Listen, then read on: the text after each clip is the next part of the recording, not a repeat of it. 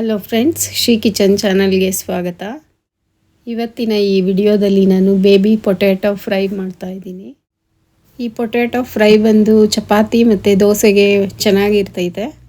ನಾನು ಮಿಕ್ಸಿ ಜಾರ್ಗೆ 1 ಚಕ್ಕೆ, 1 ಲವಂಗ ಮತ್ತು 1 ಟೇಬಲ್ ಸ್ಪೂನಷ್ಟು ಜೀರಿಗೆ, 1 ಟೇಬಲ್ ಸ್ಪೂನಷ್ಟು ಸೋಂಪು, 1 ಟೇಬಲ್ ಸ್ಪೂನಷ್ಟು ಮೆಣಸು ಇಷ್ಟು ಹಾಕಿ ನಾನು ಪೌಡ್ರ್ ಮಾಡ್ಕೊತೀನಿ. ಈಗ ಬಾಣಲೆಗೆ ಎಣ್ಣೆ ಹಾಕ್ಕೊಂಡು ಇದಕ್ಕೆ ಸಾಸಿವೆ, ಜೀರಿಗೆ, ಅದನ್ನು ಎಣ್ಣೆಯಲ್ಲಿ ಒಂದು ಸ್ವಲ್ಪ ಸಿಡಿಬೇಕು. ಈಗ ನಾನು ಕಟ್ ಮಾಡಿರೋ 2 ಈರುಳ್ಳಿ ಸಣ್ಣದಾಗಿ ಕಟ್ ಮಾಡ್ಕೊಂಡಿದ್ದೀನಿ, ಅದನ್ನು ಹಾಕಿದ್ದೀನಿ. ಅದೆಲ್ಲ ಎಣ್ಣೆಯಲ್ಲಿ ಚೆನ್ನಾಗಿ ಫ್ರೈ ಆಗಬೇಕು.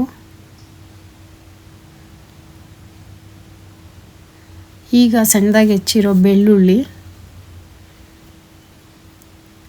ಮತ್ತು ಶುಂಠಿ ಸಣ್ಣದಾಗಿ ಹೆಚ್ಚಿರೋದು, ಹಸಿಮೆಣ್ಸಿನ್ಕಾಯಿ 3 ಕಟ್ ಮಾಡಿರೋದು, ಅವನ್ನೆಲ್ಲ ಹಾಕ್ಕೊಂಡು ಚೆನ್ನಾಗಿ ಫ್ರೈ ಮಾಡ್ಕೋಬೇಕು. ಈಗ ಸಾಲ್ಟ್ ಹಾಕಿದ್ದೀನಿ ನಾನು, ಈರುಳ್ಳಿ ಸ್ವಲ್ಪ ಬಣ್ಣ ಬಿಡಬೇಕು ಅದಕ್ಕೋಸ್ಕರ. ಈಗ ಮೆಂತ್ಯ ಸೊಪ್ಪು ಹಾಕಿದ್ದೀನಿ ಸ್ವಲ್ಪ ಕಟ್ ಮಾಡಿರೋದು ಸಣ್ಣದಾಗೆ. ಈಗ 2 ಟೊಮೊಟೊ ಅದು ಸಣ್ಣದಾಗಿ ಕಟ್ ಮಾಡ್ಕೊಂಡಿದ್ದೀನಿ, ಅದು ಸಾಫ್ಟ್ ಆಗಬೇಕು. ಈಗ ಅರಿಶಿನ ಪುಡಿ 1 ಟೇಬಲ್ ಸ್ಪೂನಷ್ಟು. ಟೊಮೊಟೊ ಎಲ್ಲ ಸಾಫ್ಟ್ ಆದಮೇಲೆ ಈಗ ನಾನು ಬೇಯಿಸಿಟ್ಕೊಂಡಿದ್ದೆ ಮೊದಲೇನೆ ಆಲೂಗಡ್ಡೆನ, ಅವೆಲ್ಲ ಸಿಪ್ಪೆ ತೆಗೆದಿರೋದನ್ನ ಇದ್ರ ಜೊತೆ ಹಾಕಿ ಚೆನ್ನಾಗಿ ಫ್ರೈ ಮಾಡ್ಕೊತಾ ಇದ್ದೀನಿ.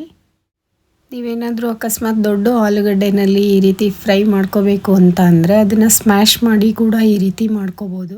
ಈಗ 1 ಟೇಬಲ್ ಸ್ಪೂನಷ್ಟು ಧನಿಯಾ ಪುಡಿ, 1 ಟೇಬಲ್ ಸ್ಪೂನಷ್ಟು ಖಾರದ ಪುಡಿ ಮತ್ತು ನಾವು ಆಗಲೇ ಪೌಡ್ರ್ ಮಾಡ್ಕೊಂಡ್ವಲ್ಲ ಅದನ್ನು ಹಾಕಿ ಚೆನ್ನಾಗೆಲ್ಲ ಮಿಕ್ಸ್ ಮಾಡ್ಕೋಬೇಕು. ಆಗಲೇ ಪೌಡ್ರು ಮಾಡಿರೋದನ್ನು ನಾನು 1 ಟೇಬಲ್ ಸ್ಪೂನಷ್ಟು ಹಾಕಿದ್ದೀನಿ ಮಸಾಲೆ. ಈಗ ಕೊತ್ತಂಬರಿ ಸೊಪ್ಪು ಅದೆಲ್ಲ ಚೆನ್ನಾಗಿ ಫ್ರೈ ಮಾಡ್ಕೋಬೇಕು.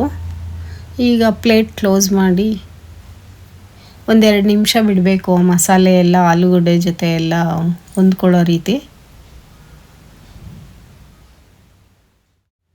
ಈಗ ಒಂದು 2 ಮಿನಿಟ್ಸ್ ಆಗಿದೆ ನೋಡಿ, ಎಲ್ಲ ಚೆನ್ನಾಗಿ ಫ್ರೈ ಆಗಿದೆ.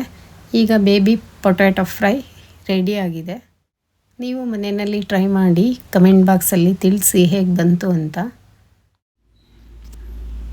ಈ ರೆಸಿಪಿ ಬೇಗನೆ ಮಾಡ್ಕೋಬೋದು, ಆಮೇಲೆ ಡಿಫ್ರೆಂಟ್ ಆಗಿದೆ.